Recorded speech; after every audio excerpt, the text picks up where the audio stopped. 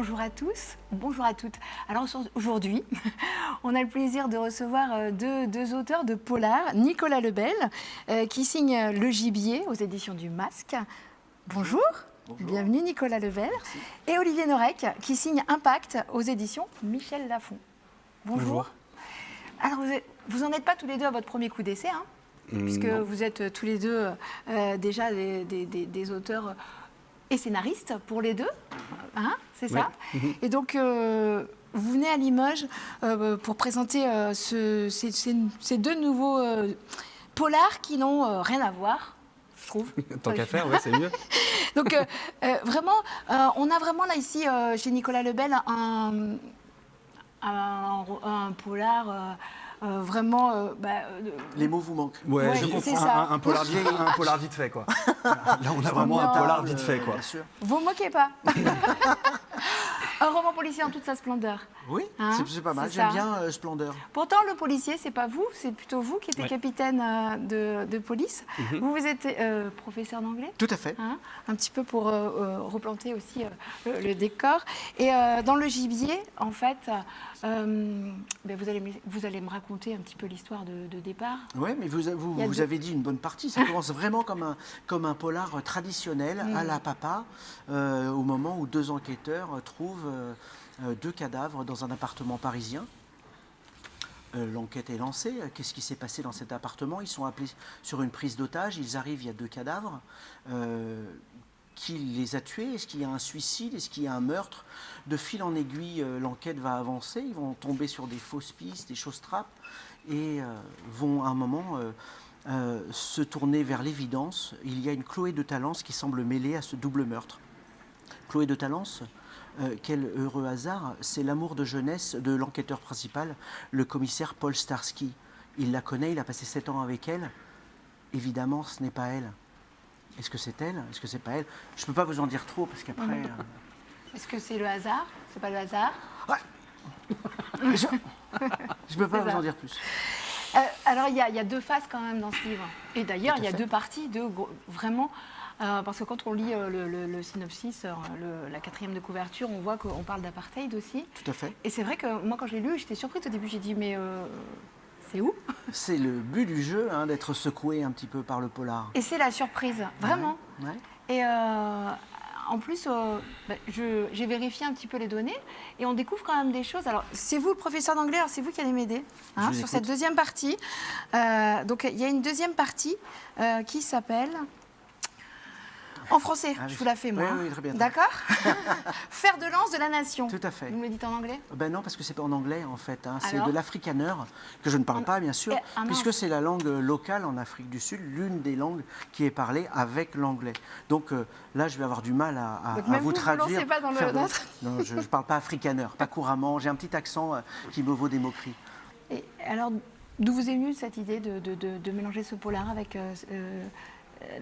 ce mouvement-là? Alors l'idée vient du fait qu'un grand projet avait été lancé par ce gouvernement à l'époque, le gouvernement blanc, suprémaciste blanc, puisqu'ils étaient une minorité blanche à l'époque au gouvernement. Ils ont rapidement senti que dans cette Afrique noire, ils allaient être en difficulté. Ils ont lancé un système d'éradication, de nettoyage ethnique, basé sur un empoisonnement de l'eau d'abord dans les quartiers noirs, et puis après un vaste programme de stérilisation des populations noires. Alors tout ça, on l'a su bien tardivement, hein. Évidemment, c'était secret à l'époque, mais ça a été évidemment un tollé au moment où ça s'est su. Il y avait en Afrique du Sud, à l'époque, donc, un projet d'éradication de la population noire dans le pays, en Afrique du Sud, et si possible à l'échelle du continent. Voilà comment m'est venue l'idée. Alors je voulais en parler, d'autant que Chloé de Talence est à la tête d'une entreprise pharmaceutique qui a des racines en Afrique du Sud. Je terminerai en disant simplement que je déplore que cette histoire soit oubliée, parce que je fais partie de cette génération qui a manifesté à l'époque, à la fin des années 80, pour la libération de Mandela et pour le boycott de l'Afrique du Sud. Donc c'est quelque chose qui était très présent à notre époque, et je crois pour ma génération. Et on fête aujourd'hui, en catimini, pour ne pas dire dans une discrétion scandaleuse, les 30 ans de l'abolition de l'apartheid. Ça se passera le 30 juin, a priori, et j'ai vu personne en parler. Pour l'instant. Pour l'instant. En tout cas, il y a un bouquin qui en parle. Mais Oui. jusqu'en 1975, il y avait un programme de stérilisation des jeunes filles africaines à l'intérieur même des écoles aux États-Unis. Ah oui. Dès qu'il y avait une élève qui était... en fait, on disait qu'elles étaient en difficulté, on disait qu'elles avaient un retard. Donc en fait, on leur faisait faire une visite médicale pour savoir si en fin de compte, il n'y avait pas vraiment de problème moteur. Ouais. Et sous le prétexte d'aller lui faire voir une psychologue, en fait, on faisait un programme de stérilisation des populations black jusqu'en 1975 aux États-Unis dans les écoles. Ouais. Donc c'est quelque chose qui fait vraiment partie de notre génération. Ouais, tout à fait. Et c'est totalement oublié. Et t'as raison. Passé sous le tapis, en tout cas. Complètement. On a l'impression que vous vous ancrez bien dans la réalité aussi pour pouvoir vous permettre des choses comme ça à côté. Bien sûr. Et puis pour vous dire, mon histoire, elle est vraie ou elle peut être vraie. La vôtre aussi. Enfin, on l'espère peut-être pas. Pour le PDG de Total, parce qu'on va replanter aussi on va replanter un petit peu le décor de ce livre, Impact. Je vous laisse nous raconter l'histoire. Avec plaisir. C'est l'histoire d'un type qui va rapidement comprendre que face à l'inaction des gouvernements et de la justice, face au drame climatique qui est en train de se dérouler, on parle de 20 millions de morts par an. 20 millions de morts par an, c'est l'équivalent d'une première guerre mondiale tous les ans, en fait, en pertes humaines et en pertes militaires. C'est quelque chose qu'on a du mal à comprendre, tout simplement parce que ce n'est pas sur nos continents pour l'instant. Mais ça arrive à grands pas. On ne nous en parle pas tous les soirs à la télé, on ne fait pas le compte aussi. Et donc ce type va réaliser qu'aucun gouvernement n'agit réellement, aucune justice n'agit réellement, et donc il va se décider à kidnapper les représentants, les patrons des plus grandes entreprises polluantes. Et il en a vu aussi, il était militaire. Oui, il était militaire. De donc base, il est militaire. C'est quelqu'un qui, c'est quelqu'un qui est habitué à appliquer les ordres. Mais l'ordre n'empêche pas l'introspection, l'ordre n'empêche pas de réfléchir aussi, ce qui fait qu'au bout d'un moment, il va se désolidariser de tout ça, de cette architecture, de ces ordres, et il va aller donc à l'encontre exacte de ce qu'il est. Et il va se mettre à kidnapper donc les plus grands dirigeants des entreprises polluantes pour leur faire changer de politique, essentiellement de politique aux énergies fossiles.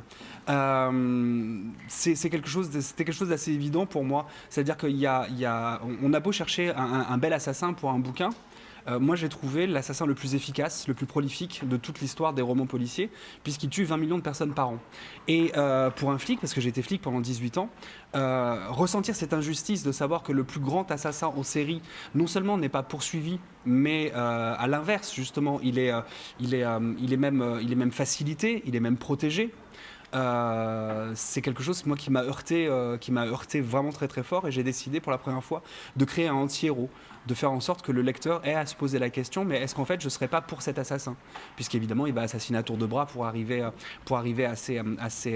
son but. Son but évidemment n'est pas de changer le climat, parce qu'on sait qu'on ne va pas y arriver comme ça dans les 5 ou 10 prochaines années, c'est quelque chose qui va prendre 20-30 ans, c'est pour ça qu'il faut agir dès maintenant.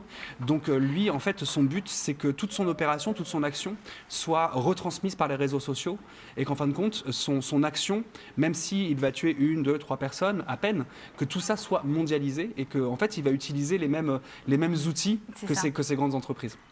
Et donc il kidnappe le PDG de Total. Il kidnappe le PDG de Total, il kidnappe la responsable financière de la Société Générale.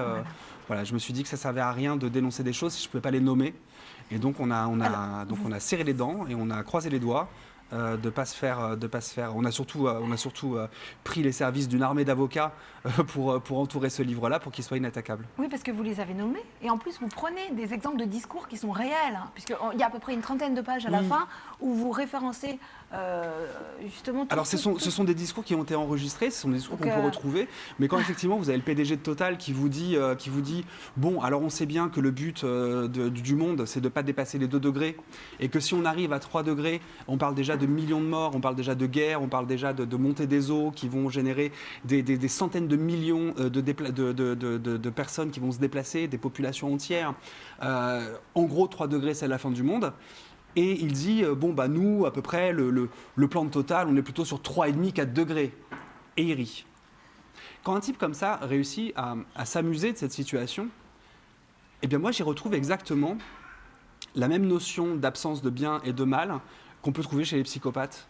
On ne peut pas dire, bah moi mon business plan c'est la fin du monde, et s'en trouver ravi et en sourire. C'est à peu près comme quand vous discutez avec quelqu'un qui n'a pas de notion de bien et de mal et qui dit oui je tue et après, parce que c'est exactement ce qui se passe. Quand ils signent, quand ces grandes entreprises, on ne va pas focaliser sur Total, hein, on a Shell, on a BP, on a les grandes banques. Je sais que vous en avez plein d'autres à citer. Non, il y en a plein. Mais quand ils signent à un moment donné, au bas d'un contrat, par exemple, le projet Mozambique aujourd'hui. Le projet Mozambique, ça a déjà déplacé 200 000 personnes, ça a déjà fait des guerres, des soulèvements. Il y a des dizaines et des dizaines de milliers de morts. Vous mélangez Daesh avec Total, avec la Société Générale, avec des millions. C'est exactement ce qui est en train de se passer au Mozambique. Ils étaient au courant de tout ce qui allait se passer. Évidemment, puisque ça leur est déjà arrivé en Tanzanie, ça leur est déjà arrivé dans plein d'autres endroits. Ils savaient exactement ce qui allait se passer, mais ils se sont dit il y a des milliards. Donc en signant, ils ont dit oui, je sais que ça va faire des dizaines et des dizaines et des dizaines de milliers de morts, mais il y a du pognon au bout. Ah non, mais oui, puis on peut tout vérifier. Hein. Moi, j'ai vérifié plein de choses. Je me suis dit, c'est pas possible. Et, enfin, il y a plein d'exemples. Les Américains qui peignent leur pelouse. Qui peignent leur pelouse en vert, ce n'est oui. pas possible. C'est drôle. Mais si, c'est vrai. Il y a à un moment aussi, je sais pas, je crois que c'est en Inde, où ils respirent de l'air. Aussi. Oui, il y a des barres à oxygène. Voilà, des barres à oxygène. Il y a des barres à oxygène pour se souvenir comment c'était de respirer normalement. Et pas loin, à cause des moussons qui ont été totalement déréglés par les dérèglements climatiques. Donc, il y a des rivières qui font des crues, sauf qu'il y a une rivière en plein milieu de l'Inde qui accueillait des dizaines et des dizaines de milliers de crocodiles, ce qui fait que les crocodiles se sont mis à infester les villages.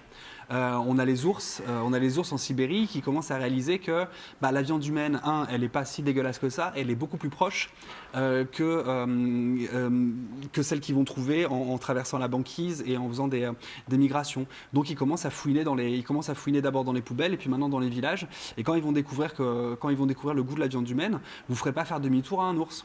Quand il aura compris qu'en fait à 500 mètres c'est mieux qu'à 300 km, il ne bougera pas et ce sera un vrai. Il faudra les abattre. Bon, en tout cas, on a plombé votre soirée là, je pense. Pas du tout. Il y a un truc qui est important et Nicolas le disait tout à l'heure, c'est que évidemment c'est ce qui a été le moteur de nos livres dont on aime le plus parler. Mais évidemment, toute cette colère, ce n'est pas ce que vous allez trouver en premier dans le livre. D'abord, ce que vous allez trouver en premier dans le livre, c'est d'abord le plaisir, le côté ludique. On est des gros chats, le lecteur est une souris et on va s'amuser avec eux. Et c'est à la fin du bouquin qu'on va se dire « Ok, d'accord ». Et en plus de ça, il y a une couche en plus qui fait que voilà, je suis plus conscient, plus éveillé, mais bon. Le côté ludique, c'est ce que je pense qui nous meut d'abord. C'est ce jeu aussi. Alors après, c'est être utile, c'est vrai, mais il y a d'abord ce jeu avec le lecteur qui est quand même intéressant. Et puis on peut rester naïf. On n'est pas obligé de vérifier toutes les informations et de se dire que c'est la réalité. Mais les lecteurs sont contents d'apprendre des choses. Ils viennent, ils disent « J'ai appris plein de trucs ». C'est le premier truc qu'ils disent. Et c'est même pas « J'ai aimé votre livre », j'ai appris plein de trucs. Et ensuite, ils viennent aussi avec des questions. Mais pourquoi et ils s'interrogent sur... Et j'ai vérifié. Donc ça marche. Les gens ont envie de trouver ça dans la littérature noire. Ils ont envie de trouver cette documentation, ce regard sur le monde. Donc, je pense que c'est une bonne piste aussi au moins pour éveiller les consciences, si on peut. En tout cas, je vous remercie tous les deux d'être venus ici à Lire à Limoges pour nous parler de vos deux ouvrages que je rappelle, Olivier Norek, Impact.